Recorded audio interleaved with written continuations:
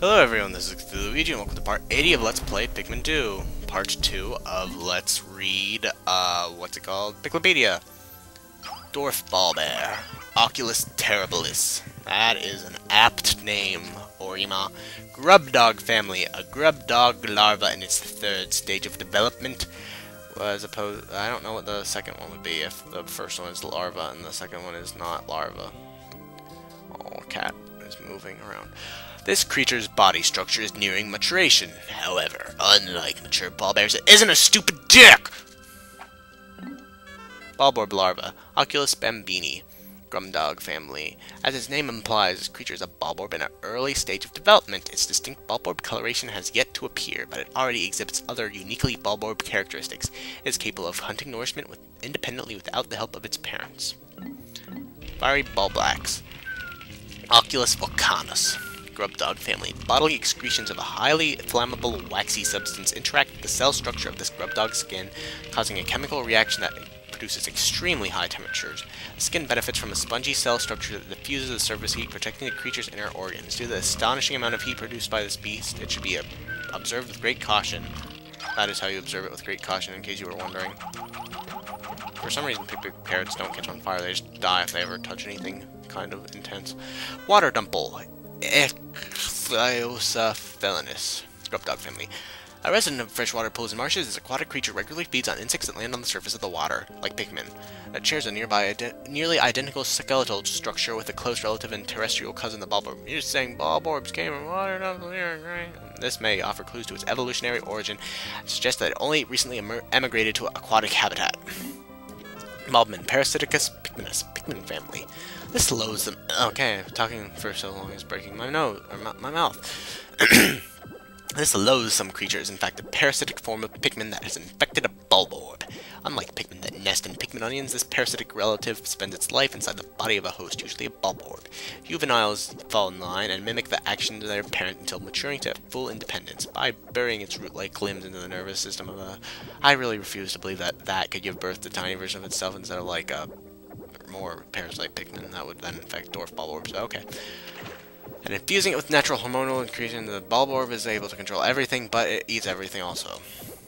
And ballmen are still pretty great. Also, the onion for them should just be like emperor ballblacks they all jump into at night. Fiery blowbug. Such Dragonus, blowhog family. This creature expels a volatile phosphorus compound from its snout that combusts upon contact with air. Its fire-breathing ability is dependent on the air-to-fuel ratio of the mouth's catalyst and reaction to the compound and purification of the compound. Thus, it is highly unlikely such a complex process could cause a spontaneous explosion of a fallen blowhog. This process is also perhaps to avoid risk of spontaneous combustion in the belly of a live specimen. However, one should still treat fiery blowhog with great care, even if its life functions have ceased. Sus lugins. A variant subspecies of the fiery blowhog, the watery blowhog lacks several of the dominant genes necessary for the production of fire-producing catalysts, and thus expels jets of the non-flammable liquid. This subspecies appears to have only recently evolved. However, the hereditary traits of this variant are dominant and highly robust, so its population is rapidly increasing. Armored cannon beetle larva, Granitus choculinae, lithopod family. This specimen is a lithopod larva. This expedition was unable to confirm the existence of any mature lithopods, leading to concerns that the species was extinct on this planet, but the discovery of the creature in the larval form eased such concerns.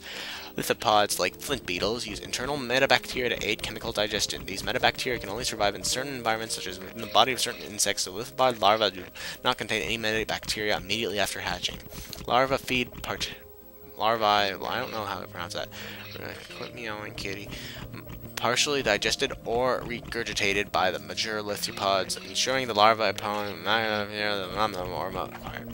decorated cannon beetle. Granitus decorum. This creature is the larval form of a cannon beetle variant known for a diet consisting entirely of eating stones. The decorated cannon beetle favors stones with high iron content, which contributes to its brilliant red torso. The stones these creatures launch are wrapped in a powerful magnetic field, which causes the stones to stray from their launch trajectory when other objects with high metal content, such as spacesuits, are nearby. Extreme caution is recommended for explorers wearing steel-plated armor in close proximity to this fearsome creature. Puffy blowhog, Sus inflatia. Blowhog family. This species of blowhog uses internally generated hydrogen to inflate a flotation battery. Ah, this is in the credits reel of Pikmin 1. Sash color, it flows. Beautiful blowhog. Yes, yes. Oh, man, you're just rambling on forever. Basically, it flies. So that's the Cryptia blowhog family. The withering blowhog is a close relative of the puffy blowhog, but its breath is significantly weaker, although its breath does contain a petal weathering plant hormone that causes flowers to instantly lose their petals. Though its breath has not been studied in detail, analysis of the chemical compounds involved hold great promise for the biotechnology sector. Gatling Groink. Metapod Calabrasi. Unknown family. The beastly predator's aggressive ejection of high-speed projectiles makes it one of the most fearsome creatures in the ecosystem. Its body seems to comprise of both biological and mechanical components and represents one of the most evolutionary advanced specimens ever observed. The chamber within its torso gives rapid-fire biopellet launch capabilities. What appears to be a tail on its front is a base of its counterweight and ammunition similar, mobilizing this while preventing it from attacking. At least in theory. Confirmation of this is it's taking too long to do this. Iridescent flint beetle, Envelopins. Flint beetle family. Flint beetles are nocturnal, choosing to hide in the grass by day and stay active at night. These creatures are annoying. Sorry. Iridescent flint beetle. Okay, I cannot listen to the riddle. That's better because it goes because there are little flies around it, which is sort of where the bugs are flying around a bug, but whatever. While life forms excrete and foul, most of them are not rare. There's only flatulence when above ground. Gas, grin, intensity, it's actually farts. Female sheargrub. These things are useless. Male sheargrub. Especially with male sheargrub having both its legs and wings, male burrows into the soil and waits for ambush. Yeah, these guys are kind of dicks, I guess. Shearwig. Unusual for their genus. Flying mandiblards have retained their wings. However, only the adults of this species can fly. Females of this species spend most of their lifespan underground. They do appear a little bit, but never more. Burrownet. The snake-eye pattern on the species shell is one of the most distinctive features of the burrownet family. The pattern of the cloaking burrownet and the spikes around its mantle make it easily identifiable while still making it a representative specimen of the burrownet family. The shell on the cloaking burrownet's back also provides a frame that fixes multiple needle launching attack. Ravenous whisker pillar. As this species of an insect has only recently been discovered, fully mature specimens have yet to be collected. No molting or metamorphosis has been observed during the observation period, making it unlikely that mature whisker pillars will be encountered anytime soon. Based on active predation by Pikmin, it is believed that whisker pillar's place in the food chain has not changed over time. A node beetle, Scarabium electrodia, scarab beetle family. This specimen is a representative of the insect hybrid that actually glyphos and shoots lasers. Mitite. Unknown family. These parasitic insects feed upon eggs. They lay their eggs inside eggs. Kind of redundant if you ask me. Kermit Crawmad.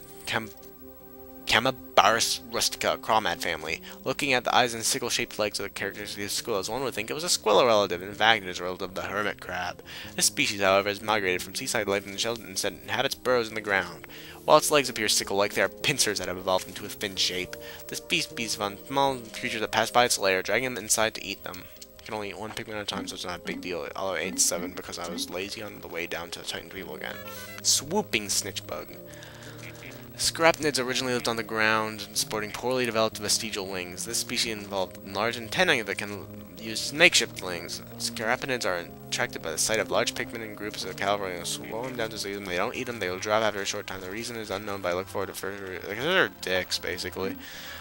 Bumbling snitchbug. This is a variety of snitchbug, but it likes to snitch leaders because it's a butt.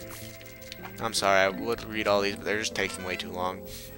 This creature floats effortlessly in the air with the greatest of ease. And it's a dick, it's a dick, it's a dick, it's a... Look, I always try to make it throw out a bomb and use your bomb rock attack. Whoop, but you're frozen, and maybe the bomb rock will blow up, and you will blow up with it, please. And no, I wanted it to be another thing that can die in this mode, besides the volatile dweevil, but nope! Antenna beetle. Kettlebug family, this thing is really annoying. Unless you're spotty jellyfish, the native to the region is overwhelmed by hostile immigrant. Greater. This is most characteristic. I thought one of them was yellow, I guess just because the caves are underground and weird lighting. And luminescent, unlike jellyfish, the jelly floats tentacles. How do you know about jellyfish, Olimar? Fiery dweevil. Mine are dweevil family.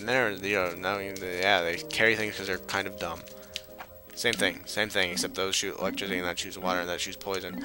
This is a dick. This is a dick. I want it to kill itself. I want it to kill itself. I want it to kill itself. Look at all the things. Oops, you started up your timer, but all the things are gonna just disappear into the ground without a harms.